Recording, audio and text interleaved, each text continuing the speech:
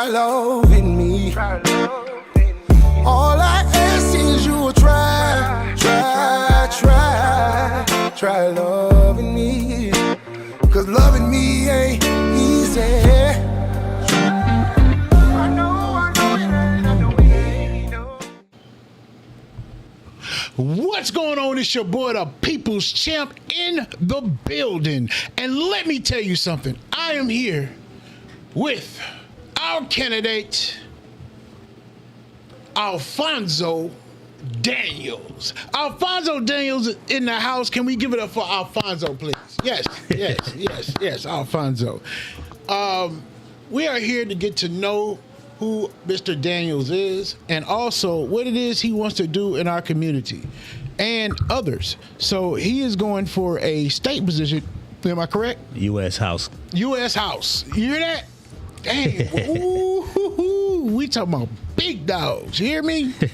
Now, also, I want you guys to recognize that you can see that he is a veteran. And one thing I want to do is thank you for your service, sir. Thank you. Thank you. And he is proud. You better understand that. Y'all see that Marine stamped on that chest. Hoorah. Yeah. So it's nothing but respect. Now, I want the public to know how your week has been thus far. Busy. Busy, staying busy. Out knocking doors, talking to the people, just getting out there in the environment and just collecting all kind of data, information. Hey, knocking doors is data. Yes. No matter how you twist it, how you try to turn it, knocking doors and hearing what people are saying is data. Yes. And grassroots. I think I done put a lot of data on the chart right now. So. Great. Hey, also, before we get started, let me go ahead and give a shout out to some of our sponsors. I got to shout out Steezo Collection. Steezo Collection. Right here. That's STIZOCollection.com. And that is your Christian wear, Steezo Collection. I also want to give a shout out to the People's Champ. That's right. Go to yourhomechamp.com if you want to buy and sell your home. Don't forget, that's yourhomechamp.com. And shouts out to a lot of other industries we got. We got big, I'm about to say big dogs. Dogman, ENT, shouts out to you guys. And shouts out to all our local businesses here in Liberty County. Now, let's get back to it. Now, you said your week has been basically grassroots. Pretty much. Now, is this your first time ever running for a position? No, I ran for State House in 2024. I was the first African American to ever run in House District 180 down in Camden County, Glenn County. Mm-hmm. We broke a lot of barriers down there in order to get some changes, and it's continuing on. The process never ended. Lost the race down in there in 2024 on the Harris ticket, but never stopped going because we understood the process and understood the things that needed to be changed in our community. So, yes. Now, I know there's just been a lot of things going on, especially for the last 3 years. A lot of changes, especially right here in Liberty County. Your experience in the military. But you know what? Let's stop. Let's get to who Alfonso really is. Where did you grow up at, sir? Kind of everywhere. Oh, really? Yeah, I was one of them kids. Okay, were you dad in the military, family in the military? Oh, no military stuff. My grandparents were sharecroppers. Oh, wow. Yeah, so we moved around all across. I was raised in Marion County, Florida, lived in Jacksonville, came up here, Cordell, Georgia. I kind of lived in Cordell, Georgia, by the way. Cordell. Yeah, that's near Tifton. Yes. Yeah, Tifton too. Yeah. We stayed out there because we did a lot of watermelons and cantaloupe and stuff like that, and the market was out there, so we did a lot of trading out there. So hold on now. I don't care if I fit the stereotype or not. I don't care. Y'all got fresh watermelon with seeds? Is it with seeds or without? Hey, so you talking about the manufactured watermelons? There we go. No. Look, I like them with seeds. Well, we had plenty of seeds. Oh, that's what I want. That's what I want. We had plenty of seeds. You name it, we got it. Sugar Sweet, Royal Sweet, Crimps, Sun Sweets. Those are the old ones back in the day. Jubilees. You name it. So you got so you don't connect. Oh yeah. Right here, you heard it straight on Black Kings Free Game. We got to connect right here, y'all. For real. Well, that must be. So did you worked out there alongside like? Oh yeah, it wasn't no riding the truck or doing that like that. We actually went out there, grabbed our rows, and when we were younger, we had to flip the watermelons over into the other rows so the bigger ones can grab it up. But we grew up through that to where I started about really actually standing in line around about 8-9 years old. Oh wow! Then that builds character. Oh yeah. Or wasn't nobody messing with me on the football field, track and field, that kind of stuff like that. I had no idea that country strength was even there until they started. It's way different. It's different, bro. Listen, I mean, she can't vouch for me on camera right now, but I used to go around Walmart, and since we were in the military town, I would pick the biggest dudes I could find, the swole ones and all that, right? And I used to be like, hey, man, you want to arm wrestle? Because that used to be my hustle back in the day. So they be like, oh, come on now. I don't want to break your arm. I don't want to be liable. I'd be like, no, seriously. I'm telling you all good. I'll go on camera and say it right now. Look, he is not liable for any injuries or damages. Like, so I would pick a spot in Walmart where I knew the flat surface and we'll get to it. And brother, if you would have seen how embarrassed some of those. Listen, I don't think I ever lost. I cannot recall a loss. Let me see if I can get. Did I ever lose, honey? In Walmart though, come on now. No, never lost. In Walmart, in the parking lot, I used to get to it. Now, it is some skill, but that strength is where you have to be. Because you're gonna have to force that arm down, right? And they could never understand why. And it's because I have country strength. Now, people don't understand that. My father was not a soft man. I used to have to go out there and cut down some trees. I remember digging a lot of holes. And that was really fun for me. At some point, I created a game.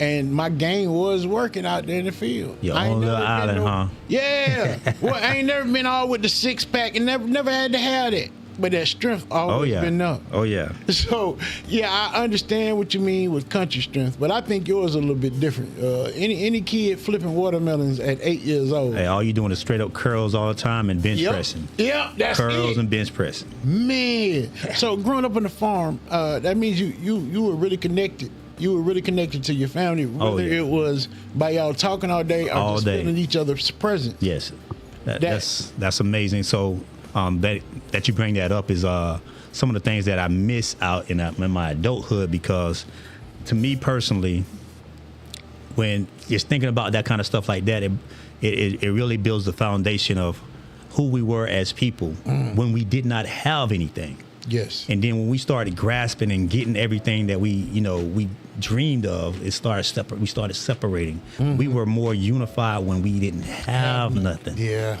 So I sit back and I reminisce about what I call the good times. The good times is when, and I think about it, it makes me really question everything, because I'm like, wait a minute, the good times was when I didn't have anything. Listen, let me tell you something. Because everybody goes through things. Even now, say the good times, when you up, you up. But when you're down, see, you don't even remember how to reconnect because you're so used for doing. That's right. Because you've been up. And you were like, oh, yeah, because I can give them whatever they want. That's right. You know what I'm saying? Like, we can actually move and go. But see, when we didn't have nothing, bro, I would throw a party and all I needed was $30. That's right. You hear me? Yeah. Like, we would be over there rocking. Yeah. We don't not worried about money and still having the best time of our lives. That's right. But you get to a point where if you don't remember it, but you remember it, but what I'm saying is, you don't identify with that as fun no more. That's right. Because you're not used to greater things. So that's something that I have to catch in myself. Is even when you feel like you're down, you need to still enjoy the people around you. That's right. And see, my wife reminded me of that. Not even last night, to be honest. Like, hey, you can spend a lot more time. Like, you've never been nobody that, that you weren't checking on or having fun with, or, so we need to be reminded of that. That's right. So, that builds a real strong bond. Now, you growing up as a sharecropper, what were some of the moments that really stuck with you, whether good or bad? So when we was, my grandma, she used to, it used to be like this big competition. To be honest with you, it was always a family competition, but we never said it out loud. So we had my aunties, my great aunties, and she would have her kids and her crew. My grandma would have her kids and her crew, and my great grandma would get bits and pieces from each one of them. And then we still had to do our work. So we'll get to the fields, and they had stacks of buckets. So we got to make it to the fields before our Mexican counterparts are out there in the field. So we got to have this many buckets, and on these rows, right, we got to catch the rows. Like, we look at the rows when we create the rows, like, this is the best rows to get on. Yes. And it's funny because my grandma, she'd be like, y'all got to pull me a big pile, baby, so y'all can leave me alone for the rest of the day, and we will. Like, all her grandkids, and she got like 30 of them. So, and we go pull grandma a big pile, and then we get to our work. Like, mama would be like, you got to pick 10 buckets today. And I'm like, wait a minute, I just got done pulling grandma a big pile. What? And grandma, my other grandma would be like, what you just say? What you just like that was the problem. Look at here, I tell y'all what, talk about making somebody do some work. There was peanut juice everywhere. Peanut juice everywhere. You ain't gonna, don't you ever say nothing like that again. Like, we understood work, and then we turned work into actual fun. Listen to me. Like, come on. Did you just hear me say that? Now, I think that's what's missing. Hey, we got president of the NAACP, Miss Lisa Thomas, on the chat. What's going on? Good evening, Miss Thomas. Good evening, Crystal. And good evening, Miss Wyndham. Hey, we appreciate you guys tuning in. Don't forget, Queens, go ahead and say any of your questions that you have for Alfonso Daniels in the chat. And don't forget, he's running for the U.S. House. So we're going to get back to it. But what you're saying, I don't know if you realize it, but that's needed. What's going on, Councilman Patrick Underwood? We need to get back to understanding that our work ethic really showed people who we are. That's right. See, I think we become embarrassed. I think we think that by working hard at something that we look crazy, or look like, oh, you doing that for no reason. Like, oh, you not really getting no big bread. That's right. And social media has really messed up our minds, because just like you said, I believe your grandmother was very highly respected in your family. Absolutely. And more than likely amongst others. That's right. And we don't understand that we represented ourselves by our work ethic. And just like you said, when you went out there in the field, you had counterparts that were different cultures, right? And I believe those cultures like, nah, I could work harder than them. Oh, no, we can work harder than that. Oh, yeah, it was competition all day. Yeah, exactly. But see, this is the thing. It was friendly competition. People will look down and be like, well, y'all out there picking this or picking that. And you're looking down on folks thinking that that's not important. But right here before you stands a U.S. Army Marine. A U.S. Army Marine that drives a 2500 Dodge truck at that. So him being a sharecropper when he was young and learning those values, learning that work ethic, learning how to turn what you call work into fun, has gotten him into the place that he is now at life, where he's running for the U.S. House. And I don't understand how you guys don't see that. I understand that you look on your social media posts and you see all these glamorous lives, but you're not understanding that they're working you. That's right. Like, their work's a lot easier now, because all they have to do is pick your emotions. That's right. Emotions has become a lot of people's revenue. Your emotions has become revenue. Yeah. His work became his character. That's right. So it's a lot of things I think we just been missing. I'm sorry I went off on that. You good, you good. I mean, I just look back and I think about it, and how a lot of our politicians are running nowadays. and it is built off of emotions. Yes. And as you know, I call it emotional campaigns, emotional politicians, emotional. I sit back, I'm like, wait a minute, man. When do we get back to the very foundation of why we ran in the first place?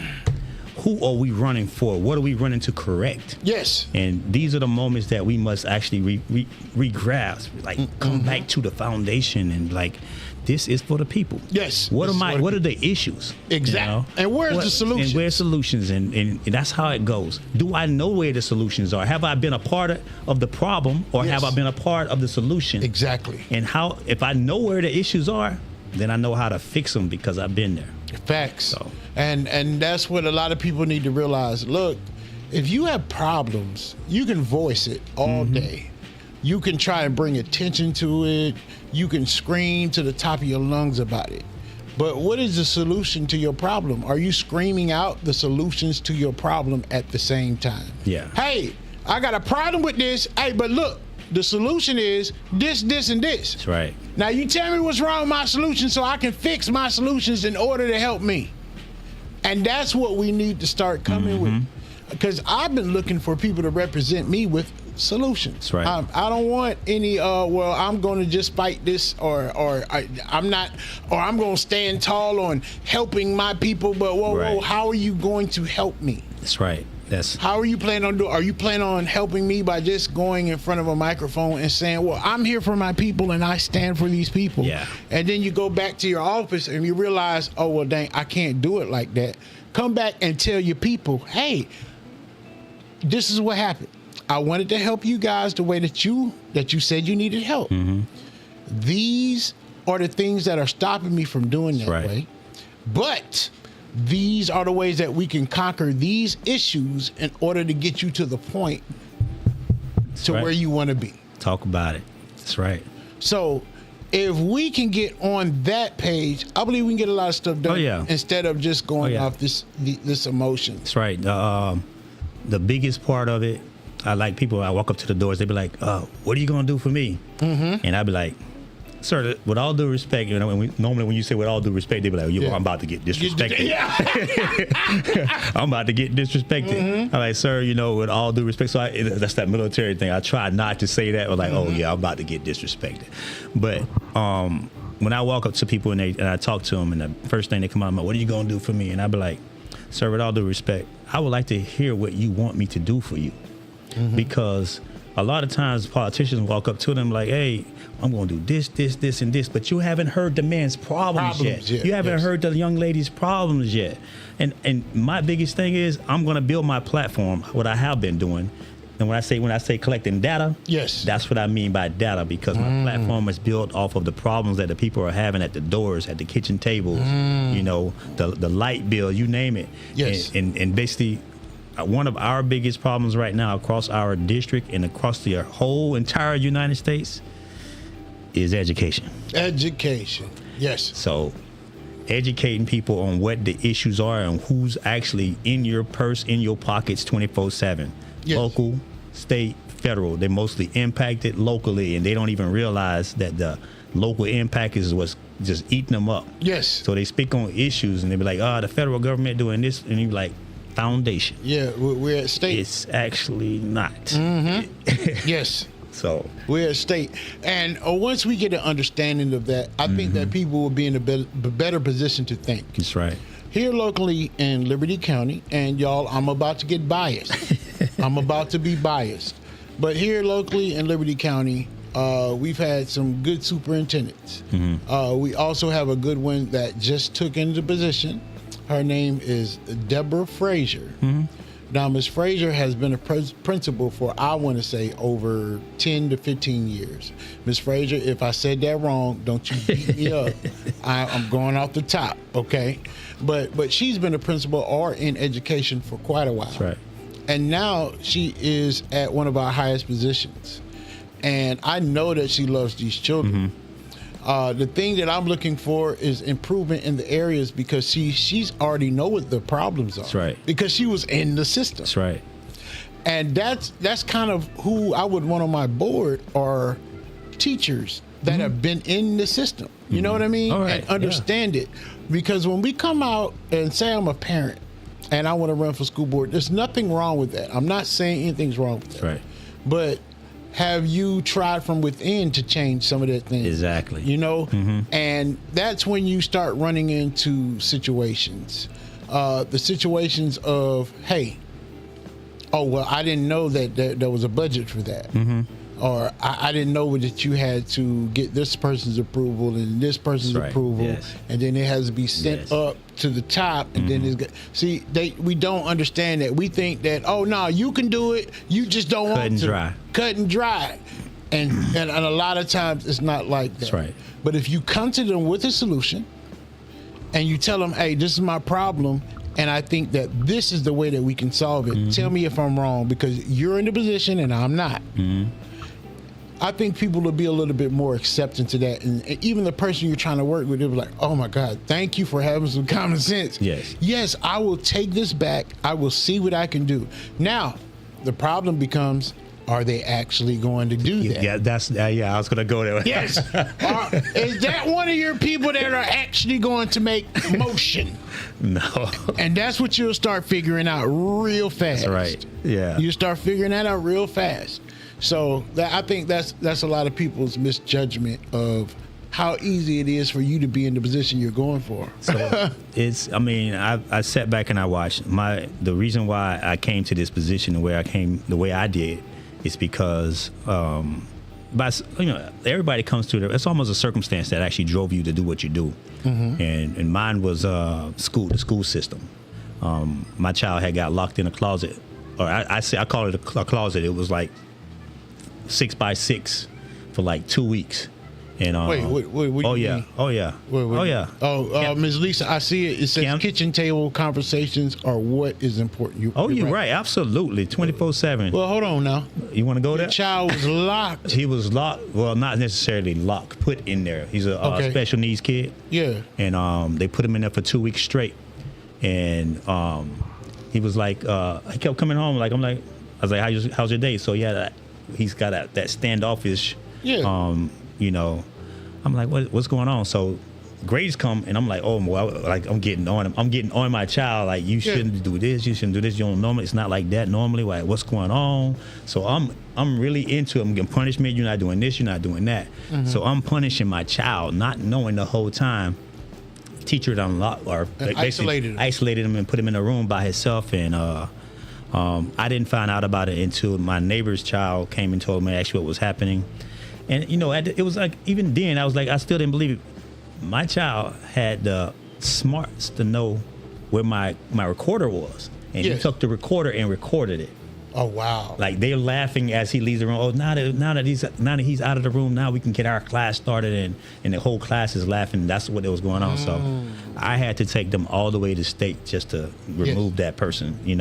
And obviously I'm just giving you the edited version. I got you, because you already know. Oh, I already know what it is. Look, let me get out to the parents. Listen. We all understand that a lot of things have changed since the good old days of where it was a village to raise a child. That's right. And believe it or not, that village still exists. The thing is, we have to learn how to eliminate the ones that are not a part of that village. And when you find out, you eliminate them. You know what I mean? Oh, yeah. Seriously, because we can't just bridge away from principles that we were raised upon. That's right. And just let it all go just because one person ruined it. We have to really systematically attack that. That's right. We got to go after the main reason, the main person, and who is actually causing that offense. That's right. I am so sorry that your son had to go through that, and I commend you as a parent because you recognized it. First of all, you didn't just attack the whole school. You went after the person, and if that person didn't do what you're not going. Don't worry about it. I'll go to the. And that's right. I know he followed a step because he's a Marine. That's right. You better believe that. You better believe that action happened. And things like that is what parents worry about. And parents, I'm worried about it too. But one thing we got to do is we have to still stick together as a parent and a community for it to be a community. Because once everybody in the community recognized the little girl, his neighbor, noticed, she said, hey, something's not quite right. Right? So there's the community and the neighborhood reaching out, say, hey, look, we appreciate you. And yes, something's going on. And then his son said, you know what? Because I know my father and his character. Doesn't matter what's going on. He knew to record. It's like, look, this is what's going on. And he showed it to his father. And guess what his father did? The same thing any of us would do. We went straight at the problem. That's right.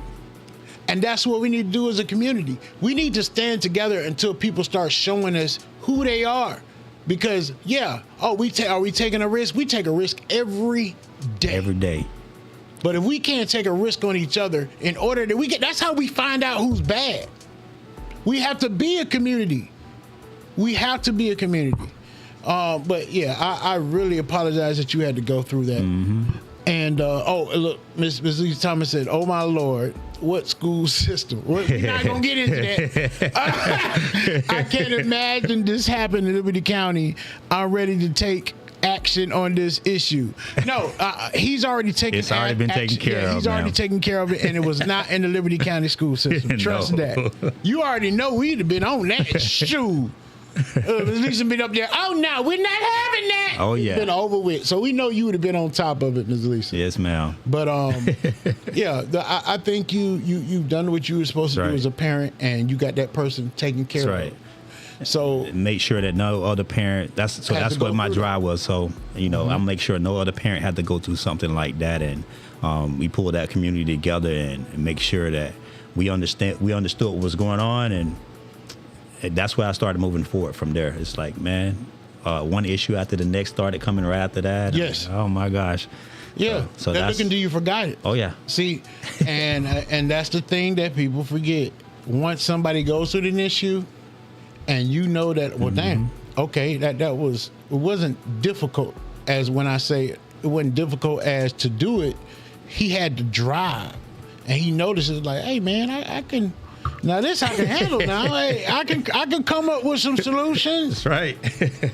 So, what was besides that issue with your son, or was that the initial time that you realized that you wanted to go into politics? Or was it not at that time? It was me more studying about the IEPs that I really never dove down into. When I started reading into some of the stuff, and then people started looking out for, hey, can you help me with this? Can you help me with that? After I started doing that, NAACP was a portion of it out in the community. And then I was like, wait a minute. I was initially going to run for sheriff.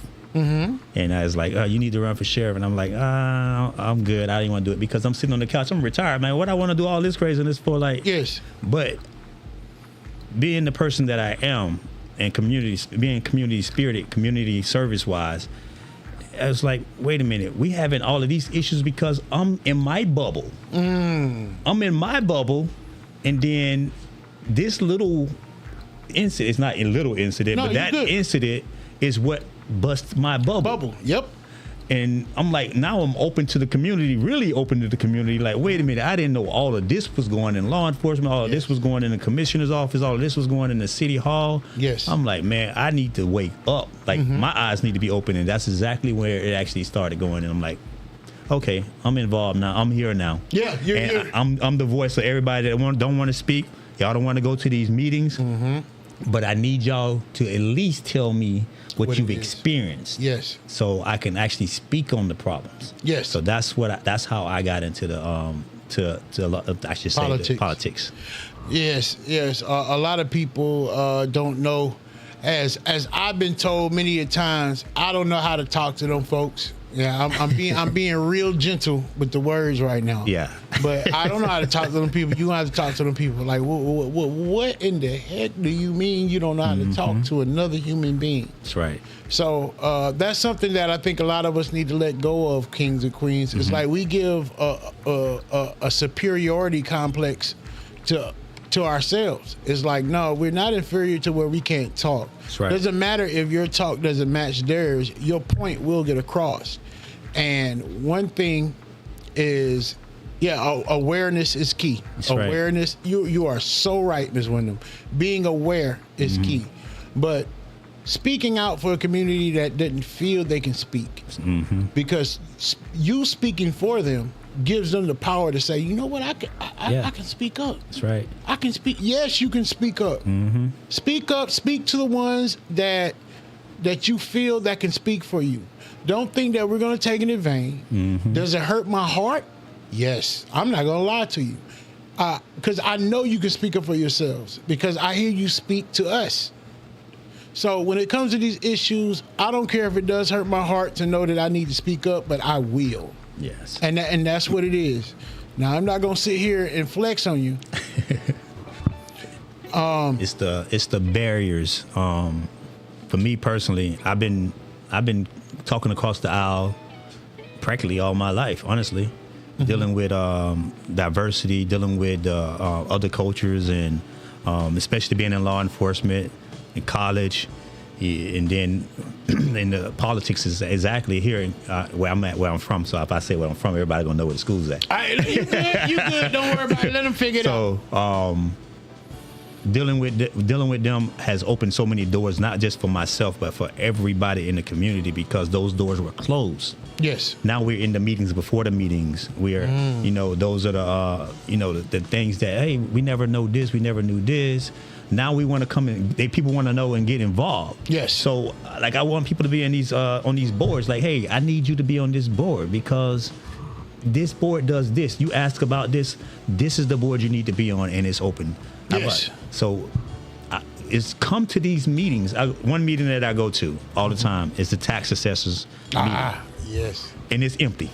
You know it is. It's empty. You know it is. But they got so many questions about it. And I'm not. My wife is a tax professional. But I am not. Yes. So I go to it. My help is like, you better believe it. You better believe it. Like, yo, I need help with this. Explain that to me. So I can go explain it to them. Yes. But there's just so many barriers to where they've been so beat down to where they feel like it's just, they're exhausted. And they can't go. You can't beat them down no farther. Yes. So, but when they see somebody they can identify with, that they can relate to, that is standing in the gap for them, and giving them and delivering the words that they don't want to deliver. Exactly.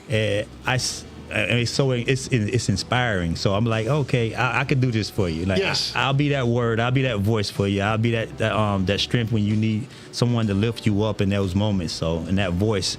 So I tell you, when I go through some of these doors and people are like, you running? Yeah. In this district? In Ruby Red district of I'm like, what do you mean by that? Like, yeah, we don't see your kind of. Exactly. And this is one thing that really moves me a lot is when I talk to the other side, and right now in this moment, what's going on, because I talk to a lot of them, especially where I'm at. Yeah.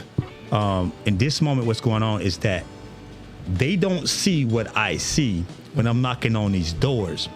So I would talk to a Republican, an independent, or a Democrat, and I kid you not, they're all speaking the same language. They don't even understand. They don't even. Man, listen. And you know what? Look. You don't know how close you hit the home on that one, bro. A lot of people don't realize they're speaking the same language. And Ms. Wyndham, I want to give a shout out real quick. I want to give a shout out to Ms. Wyndham. On April 17th, Ms. Wyndham wanted to get the education of finances to the community. And at St. Peter's Church on April 17th, there will be a financial literacy conference. At this financial literacy, everything will be broke down from trust all the way down to how to invest your money. So don't forget, April 17th, you will see the flyers coming out here soon. But they don't realize that they're all speaking the same language. And it's because it's so much division. Yes. And it used to be you can sit around and probably talk about it. It wasn't nothing that you had to bring up all the time. But you could talk about, I got that same problem. We forgot that we're supposed to still work together. That's right. We're supposed to be able to talk to somebody else that thinks differently so you can hear both sides. That's right. But the emotions, y'all, has been exploited. It's exploited to the point to where you can't even talk to anybody else to have a reasonable conversation, Right. and that's where you lose as a people. That's right. Once you forget that you're supposed to conversate with everybody, that's when you start losing. Because I want to let you guys know something. I want you to look at the statistics right now, and I want you to look at where your group is in the world order in the United States. See if you're the top of the group or if you're at the bottom of the group. That's right. I want you to see if you have the numbers.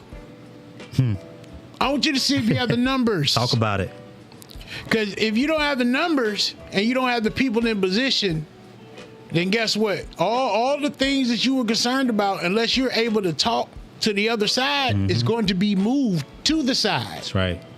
So understand that we have to get wiser. We have to put people in position that are willing to fight, that are willing to approach it the right way, and not the emotional one. Because emotions gets us nowhere. It gets us nowhere. Because other people thinking logically without their emotions, they're never going to listen to that emotional side. Yes. Because with the emotions comes all type of sporadic acting. We have to understand that. Clear mind. I mean, if I'm wrong, tell me I'm wrong. I mean, you ever talk to one of your emotional child after you got through taking away something that they didn't want you to take away? Think about all the things your child said to you if you had to take away their phone. You're terrible! And you like, oh, I would knock you to... Hey, you better... You don't know how terrible I can be. Like, think about that. So you know how emotional responses work. We have to learn how to talk to each other. Yeah. So, yeah, that you said a mouthful. Then you have to be able to convey what you're trying to say without the emotional portion of it, and have the realistic understanding that I'm talking to someone that does not relate or have the same background that I have, but in a way that they can understand it. And here's I don't even want to. I'm not even gonna go on that route. Go ahead. When I say you have to say it so they can understand it, I mean that. Yes. Because a lot of people don't understand exactly the way you word stuff no more. Be like, wait a minute, you speaking completely over my head. Say this so that I can understand it. ABC it. And I'm like, okay, now I get what, because I have to first build that relationship to understand who I'm talking to. Yes. And I need to know and adapt to each and every environment that I'm actually in. Now, that's one of the biggest problems that we have, is that we don't know who we talking to. Yeah, that's facts. I'm looking at you, we talking, but we don't know who we talking to and what spirit am I talking to today. We didn't get into the spiritual part yet. And y'all, correction, it's not at St. Peter's, it's at Victory Worship Center in Midway. It's at Victory Worship Center in Midway. But you're right. We always overlook that spiritual side, and you know what? We got to really stop overlooking that. And man, Yes. you got to look. You got to know you got to know who and what you're talking to. Sometimes. Yes. You got to just have that spirit discernment. You got to have that. Yep. It's got to be there with you all the time, and you can tell. I mean, you can tell it with that spirit's pushing back against you. Like, Yes. Yes, because your cause will be just. yeah. Let me give you a story of a real bad spirit, right quick. Please. Jekyll Island, knocking on doors. I was like, my spirit told me to go knock on that Confederate flag door. And I'm like, I'm gonna go knock on this door. Yes. Matter of fact, I got the whole thing on video. Y'all ever want to see it? Let me know. I sent it to you.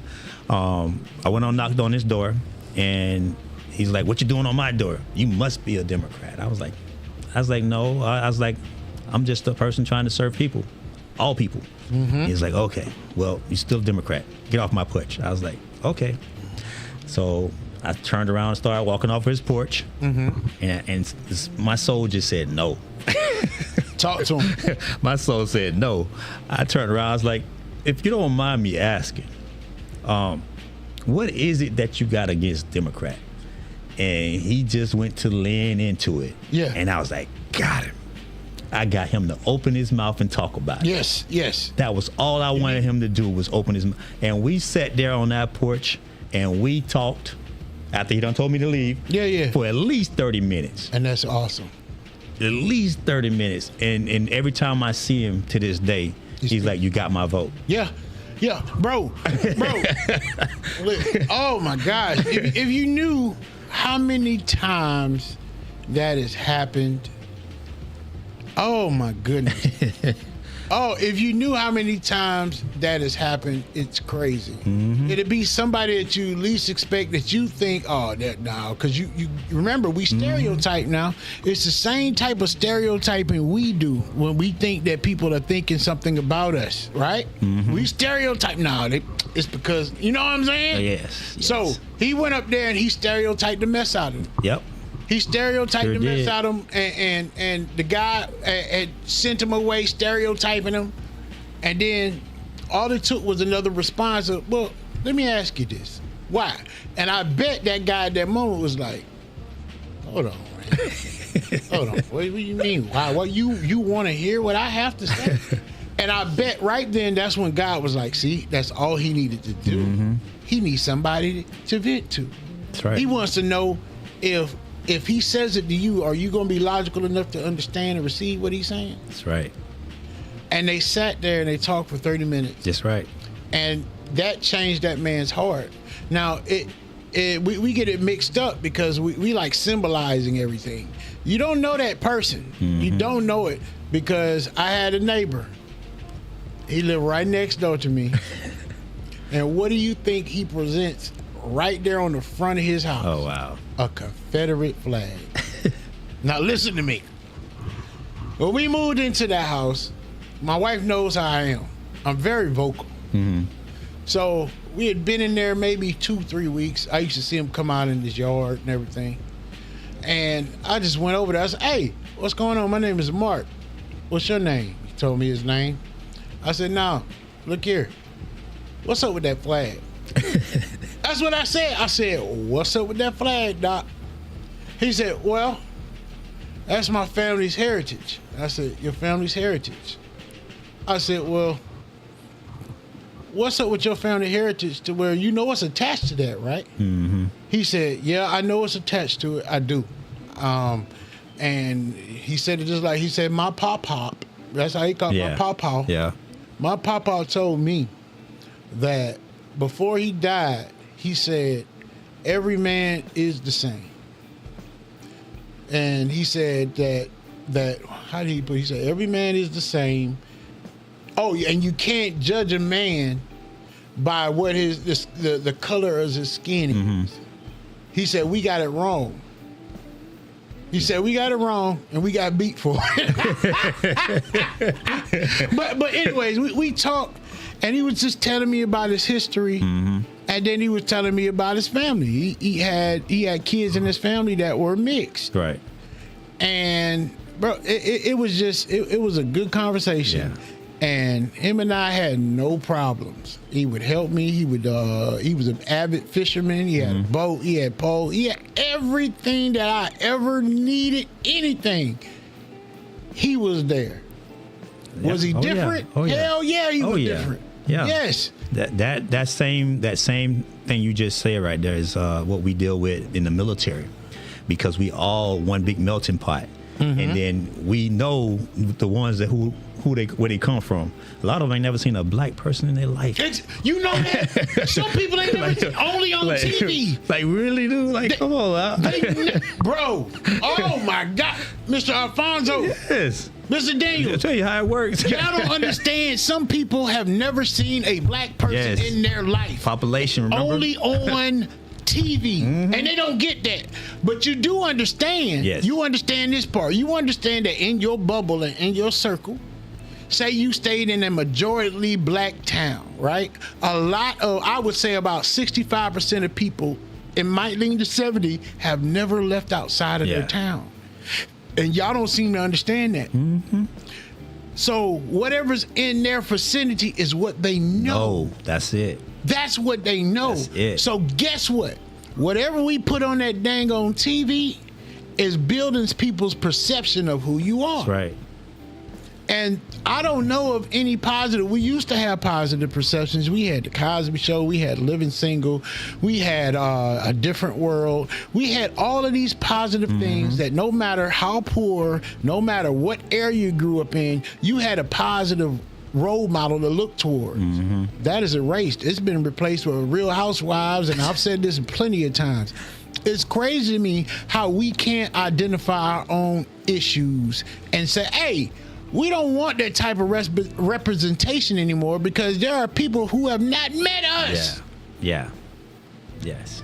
You're right. I mean, man. Man, it's crazy because people don't believe it. No, they're like, it's man, fact. everybody's seen fact. a black person. Man, you won't believe it, but there's some black people that's never seen a white person a day in their life. Yes. I'm so serious, y'all.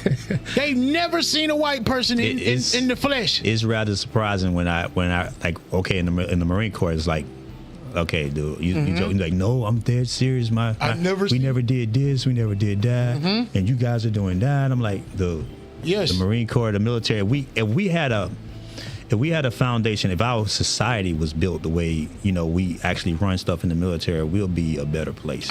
100%. And the way we back each other up, the way, I know good and well this dude is from that political party, but in the military, we have one objective. Yep. Goal. And one goal. And I don't care who this dude might not, my battle buddy might not like me. We might fight all day, but you better not touch him. Yeah, exactly. You better not touch him. That's like your brother, bro. Yes, that's how it is. And then we get out. Like right now, I know all of us from different backgrounds. We talk all the time, and that's what I like about it because I get different perspectives. Yes. And to me personally, that is education for me. Hearing what they're saying, like, I don't like Miss Daniels, you shouldn't have said that, so you shouldn't have said that.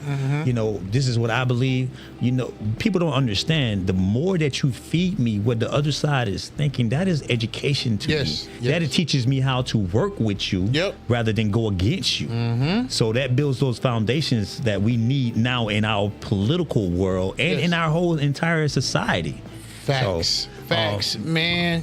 Look, bro, that is facts because one thing that I know, and in case you didn't know, this whole United States, once you get down and you jump down that rabbit hole, right? And you start looking at all of our foundation and the principles on why we have Social Security cards, why there's birth certificates, why there's numbers on it. All right, listen. And all of these things that you think, we've been thinking for years, there's a lot of conspiracy theories out there. I just want to know, why are these conspiracy theories coming to be true? Are some truth to them in some way? So when we start looking at the grand scheme of things, I mean, there's a lot, because of technology, we're finding out information. So with this information, you really need to check yourselves because here in America, they're uncovering things. In Tennessee, there was an alabaster made out of pure alabaster sphinx. There are pyramids all over this country because you couldn't get me to believe, because I've seen other currencies. And you go to other countries, you get currencies. You have on your currency, especially this, I'm talking about the dollar bill. At every country you go to, they have their national monuments, they have their people on it. Nobody could ever explain to me, well, why in the heck is there a pyramid on our dollar? Why is it? It's because the pyramids were here. And there's a lot of information. And once again, I advise you to do your own research. But they know a lot more than what they put on. There are things on the books, because we don't study like that no more, that once you read it, you can't unsee it. And you start looking at things differently. You're like, oh, dang, wait, the pyramids were here. Oh, they had a deal. Oh, but they can't bury the whole truth.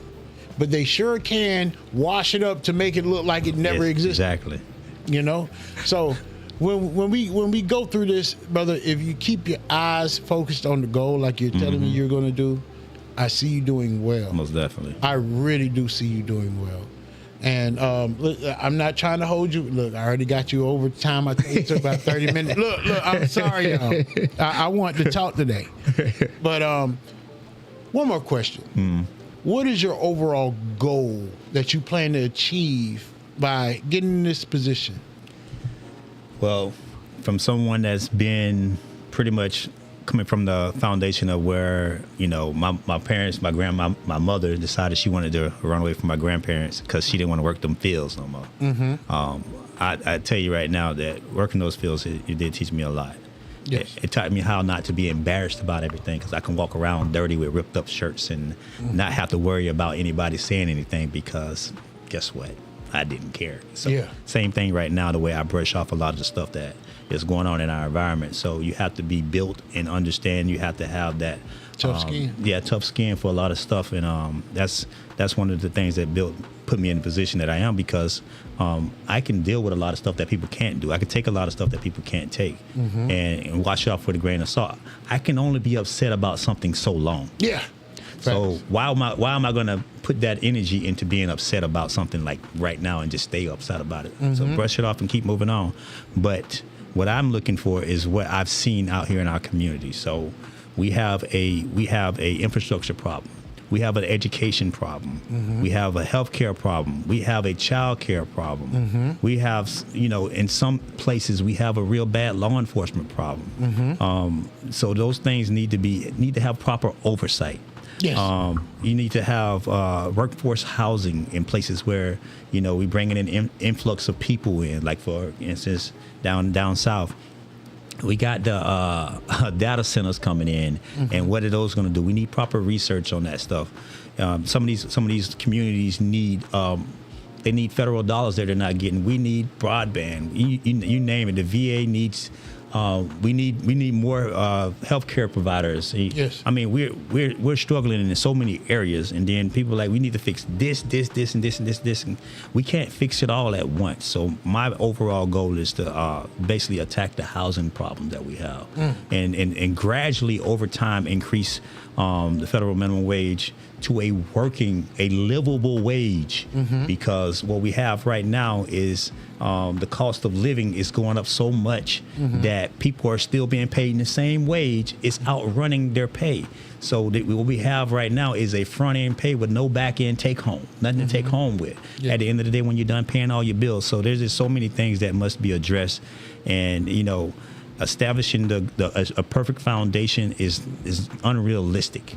So we are, like I said, we are men, we are women, we make mistakes, and no one's ever right about something. So when I do get into what I'm doing, I use my people to collect information. Yes. Not only do I collect information, but I'm going to use a team that I'm going to depend on, because I can never be 100% right about stuff. So when I come back to my district, I'm just going to come back and say, hey, these are the issues that we had in the state, in the capital. What do we got going on here? So I have teams in each and every, county, taking in information, saying, hey, these are problems right here. We need to address this, this, and this. Unlike my predecessor, unlike Buddy Carter, I had to say that name, unfortunately, we're going to have teams out in the communities addressing the issues that's have never been addressed. Building a foundation from the bottom up, y'all. From the bottom up. No more this trickle down mess. Because if you feed the feet, if you clean the feet, you fertilize the roots, the rest of everything else will grow. So people need to understand that knowledge of how things actually work. They work from the bottom up. That's how stuff actually goes. So you got to build your foundation before you can start trying to do anything else. Look, Ms. Lisa said food, gas, daycare, etc. Just the same old respect for each other. We all have to do better. Yeah, right. that is true. Yes. Now, I'm going to say, because you hit on some things that I've been studying. Like I've been looking into the data centers. I still have more research to do. The biggest thing with data centers is it requires 5 million gallons of water. That's right. The 5 million gallons of water is done by, it produces its own plant to where you can reuse that 5 million gallons over and over, upwards to maybe, I would say, I think it's like 2 or 3 years or something, right? Now, I'm also going to give my solution right here live. Talk to me. All right. And this is for my county or any other county, because it all depends on who's going to take this information and run with it. a lot of counties, you don't think about the solutions, right? You think about, oh, we want manufacturing to come. There are ways that you can force manufacturing to come. One of these ways is that all of these data centers, right? All of these other companies that need water, right? As long as you know what the impact is going to be, because there's always impacts from things. You got to understand the impact that it can cause. But what if you created a water treatment plant, right? Yes. Because all these data centers, they got to use fresh water. So we're right here. We have the ocean to our disposal. All it takes is a distilled factory to make the water usable. If you provided that factory in your county, right, and you connected it to the sea, guess what you're going to get? You're going to get companies that need fresh water, and then you create a revenue for your county. You force the manufacturers to come see about you. Now, this works different ways. It doesn't have to be a water treatment. I'm using this as an example. But if you create something that you know companies are looking for and you place it in your county, guess what happens? If you build it, they will come. Now, on the federal income tax, or no, federal wages, my biggest thing is I've been a business owner. So I see the scope at both sides, because I've even had brothers that run businesses, and I'm telling you, they wanted to pay their employees very, very well. Yeah. They wanted them to have a livable wage. Let me tell you where you run into things. These things are delicate, folks. It's not just cut and dry. Yeah. So he would pay people a real decent wage, take the time to teach them, and the next thing they know, they're gone. They're leaving. They're leaving. You about to hold up a whole other conversation. That's a whole other conversation right and there. you got to understand your workforce has to permit that in order for people to pay more wages. Because not only did he just take in an employee, he had to pay the tax on the employee. He had to take the time to train the employee. He's paying the employee to learn before the employee even starts working. All right. So then you got to look at your small businesses. Can small businesses afford to start if the payment is set at this standard? Right. Y'all got to understand how this works.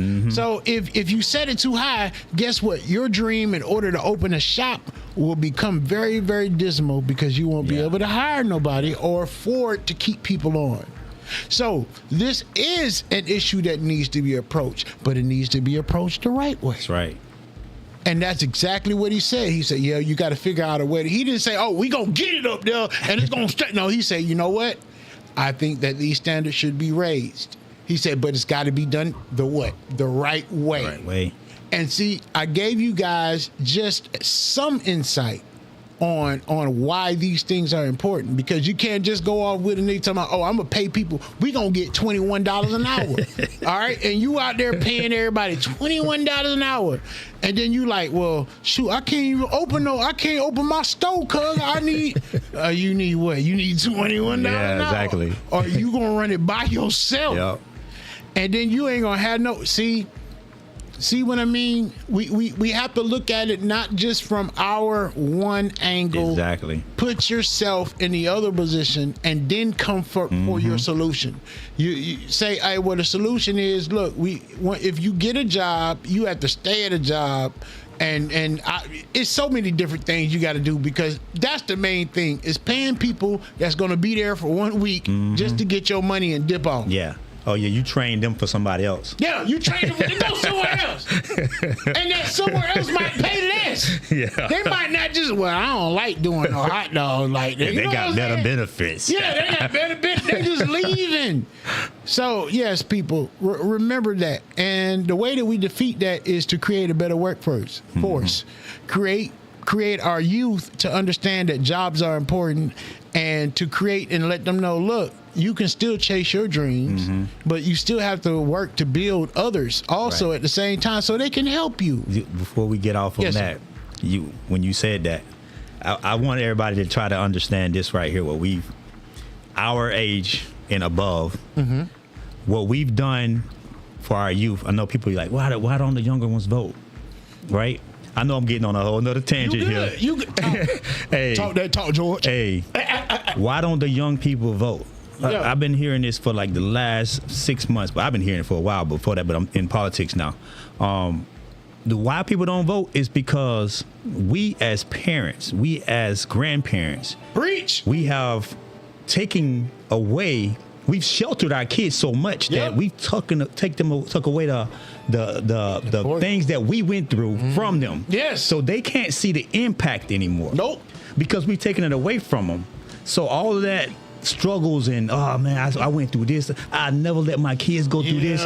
Now they cannot see the value in voting. Exactly. They can't see why our grandparents, why our uncles, aunties went out and protest because they don't see it. They don't see the struggle. We're taking away from them. Now hold on, God dang it, hold on, because what you saying right now, right? If they can't see the struggle, then what the hell have we created? Why have we created a struggle and only a struggle in their minds? How did you say you were in the struggle, get out the struggle, right? And then put the struggle on your kids and say, I don't want you to struggle. How are we doing that? Y'all, no, heck no. Explain that to me. I want you to really think about that, kings and queens. That's right. If you said, I don't want my kids to experience the struggle I then you force them only struggle. You don't say, look at where I'm at now. You know why you ain't doing it? It's because I got to where I am and we see a different spectrum. We got to remind our kids how good it is. We can tell them, hey, daddy didn't grow up with that. But we ain't got to say, look, you ain't going to make it. Not without me. I gives you foods. I gives you sweets. We have to lead with strength. That's right. We have to show them, look, we accomplished this. And when we accomplish this, as you can see, you don't have that struggle. Oh, and if you ever see that struggle, let me know. And I've already been equipped in order to confront that struggle. That's right. And that's the struggle we need to show our kids. Hey, when you come up against the struggle that I told you that you don't have anymore, you let me know. You let me know if them people looking at you for real. And they looking at you and say, you know what, Charles, you can't come to the school because you're not the right color. Guess what? Oh, we gonna show them what, you done forgot. Oh, let me remind you on why our kids don't have to go through that. That's how we do it.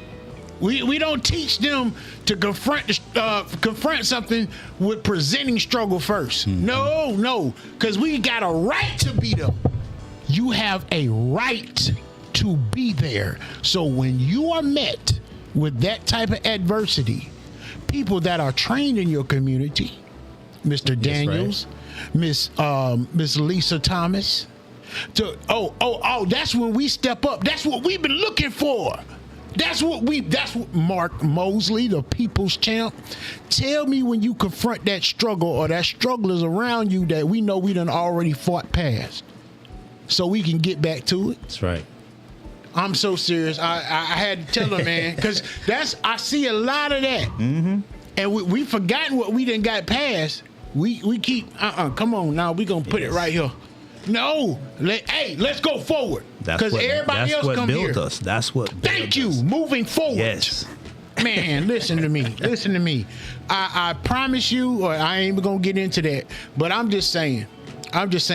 I know that our ancestors, they fought, and what they fought for, it has presented itself. Now it's up to us to take advantage of it, and not let people rule us by our emotions. Right. We cannot be ruled by emotions because our kids have some of the most beautiful opportunities ever on the face of this earth. And if you don't believe me, look at all who's jealous of you. You got to look at who's jealous of you. I'm so serious, y'all. We got to look at, well, why are these people mad? Well, look at what you get to do. Look at what you get to have a Daniels, you get to have a Williams, you get to have you get to have a Bowman, you get to have all of these people that can stand up. They can stand up for the struggles you got now, and then the struggles that you weren't supposed to ever get You weren't ever supposed to see that struggle no more. And when that struggle is happening, open your mouth, get to one of these people that say they're supposed to have your back, and let them work. Let them work. Because that struggle could be coming from one person. But we gotta get that one person. We can't attack everybody at once because that's too much. Mm-hmm. If we don't attack that thing, all of us go at it at the same time. Guess what ends up happening? Oh, it's gonna fall. That's right. If I connect up with Daniels connect up with TK connect up with Bowman connect up. Look, and we say, hey, we got this one thing right here, and this is a problem. Guess what? We coming from different counties. We coming together and say, hey, you a problem. We about to solve it right now. Now you think about the power and unity of that. That's right. I'm just saying, maybe I'm tripping. I'm sorry. No. Maybe I'm tripping. But hey, look, Mr. Daniels, I appreciate you. And don't forget, tell them again where you're running. I'm running for Georgia's 1st Congressional District for the U.S. House of Representatives. Y'all heard that. Y'all remember the name. And tell them how they can get in contact with you if you would. Daniels979.com, or my other website is Daniels4ga.com. Awesome. Don't forget, you got to go to SteezoCollection.com. Steezo Collection, you can find your Christian wear. And actually, it's going to be next week. I'll be wearing the Steezo Collection throughout the show. Also, don't forget to yourhomechamp.com. That's yourhomechamp.com. Or you can call me at 912-532-9850. I appreciate you, kings and queens. Now, before we leave, Mr. Daniels, we always do a part of the show where we give our kings and queens something to motivate them through the weekend or the week. If you would, I'm just be real, man. I give them your heart, give them your honesty, and give them something to push them forward. Yes. So, honestly, I'm gonna tell you, be from the heart, what I've seen across this district. What I've seen, you might not believe it, but I've seen people's struggles. Mm-hmm. I've seen people's tears. I've seen people's hopes, dreams. I've seen it all come down. I've seen it all crash. I've seen it right before my eyes. I've seen veterans on the street that should never be on the street. I've seen veterans have to cross across the lines, state lines, whether it be South Carolina or Florida, to get the help that they need. Mm-hmm. Veterans' family members. Having to go through so many things and traumas that they shouldn't have to experience. I've seen moms, dads trying to put food on the table, trying to rub 2 cents together. And those are some of the things that drive me. Some of the things where I see small businesses are struggling when they shouldn't be struggling. So, childcare. Childcare right now is at 13.2% of your income when it's supposed to be 7% of your income. Mm-hmm. How do we fix that? I've got plans to do those things. I've got plans for our housing developments, whether it be tenant or landlord or owner, unification regional wise. There's a lot of things that we got to actually fix out here. So why am I running for this district? Mm-hmm. It's because I identify with some of the struggles that people are actually going through because I've been part of the struggle. I've seen the struggle. I've lived it, There's just so many things that I understand that people are looking for to actually get off the couch and actually go vote. What they're looking for, like, oh my God, this is a dude right here. Oh my God, I never seen one of us actually running for this seat. Mm-hmm. I'm like, I didn't know it meant so much. I really didn't. I didn't understand that impact. We got a lot of people out here that would not have voted if it not have been someone that they can recognize with, they can relate to run on this on this ballot. Yes. And that resonated with me. And it's the reason why I actually stayed instead of running for a state seat is because I've knocked over 8,220 doors now. As an individual, not my team, just me personally. Ooh. And I've talked, when they say data, that's data. Yes. You collect a lot of data by talking to people on the actual streets, at their doors, at their kitchen tables. And the way they're so inviting is one of the things that just puzzles me. Like, we're family. Yeah. It doesn't matter whether you're a Democrat, Republican, or independent. We're family. Yes. We all part of the same system. Yep. Trapped in the same system and being pawns to what they got going on around here. Facts. Once we start realizing that we're trapped in the same system and one of the pawns that they're playing in our lives, that we're just their pawn to them. Yeah. We're gonna all step up because we're stronger together. You better. We're more unified, being more unified than ever, to standing up to the system and giving the power back to the people. Once we give the power back to the people and putting the people to the table and helping them make the decisions that needs to be made here in 1st Congressional District. We haven't been a part of the problem, a part of the solution in a long time, and it's far past time that we actually become a part of the solution. Facts. And step up to the table and be a voice. Yes. Because we've lost it, and now we're going to be giving the voice back to the people. So, amen. Now that's what I'm talking about. That's what I'm talking about. Well, I had to say this, and we're going to close out. yes, sir. I want y'all to look this quote up. Nobody gives their tyrants more power than the people that enslave them. I want y'all to understand that. Nobody gives their tyrants more power than the people that enslaved them. I want you to know if you know what that means, but hey, you guys know how I do it. We had the conversation with Mr. Daniels, and y'all forgive Zorro. He looks like he wants to get on camera, but I love talking to people. I love seeing them. So I hope you guys can take this, share this post. If y'all have any questions, you know how to contact them. Let's talk about it. Let's talk about it. We are stronger together than we are divided. Right. And that is true facts. So, Mr. Daniels, I appreciate you coming to speak Thank with you. us today. Thank you for inviting me. Yes, sir. Yes, sir. And kings and queens, don't forget, your voice matters. Doesn't matter if you think it matters or not. Give it to somebody who will go out there and voice your opinion or what your worries are or what it is you're going through. You have help. But look, they try to make us forget about we are family. We are all family. Straight like that. So, kings and queens, love you guys. It's your boy, King Conda, the People's Champ, with Mr. Daniels, that's running for District 1, U.S. Congress. And also, we got the Queen on the ones and twos today. We want to thank you, Miss Nita. Smell. And I'm mad.